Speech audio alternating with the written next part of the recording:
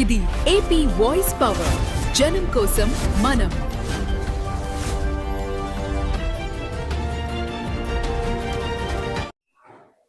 శోభాయమానంగా సాగిన శ్రీ స్వామివారి సహస్రనామార్చన, భక్తులు గోత్రనామాలతో సంకల్పం.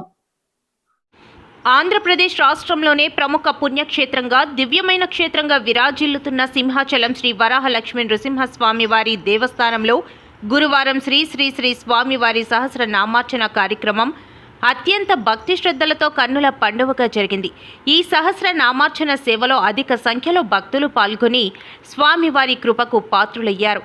దేవస్థానం యొక్క రోజువారీ ఆర్జిత సేవల్లో భాగంగా ఈ సహస్రనామార్చనను నిర్వహించారు. ముందుగా దివ్యమైన ఈ కార్యక్రమంలో పాల్గొనేందుకు ఉత్సవమూర్తి శ్రీ గోవిందరాజస్వామిని వారి ఉభయ దేవేరుల సమేతంగా ప్రత్యేకంగా అలంకరించిన మండపంలో అత్యంత శోభాయమానంగా అధిష్ఠింపజేశారు.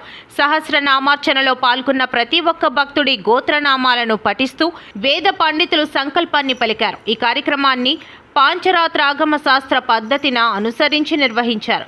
ఇందులో భాగంగా ముఖ్యంగా విశ్వక్షేణ ఆరాధన మరియు పుణ్యాహవచనం వంటి పవిత్ర క్రతువులను శాస్త్రోక్తంగా నిర్వహించి కార్యక్రమానికి కమనీయమైన ఆరంభాన్నిచ్చారు. అనంతరం వేద మంత్రోచ్చరణల మధ్య 1000 దివ్య నామాలతో స్వామివారికి సహస్రనామార్చన సేవను అద్భుతంగా నిర్వహించారు.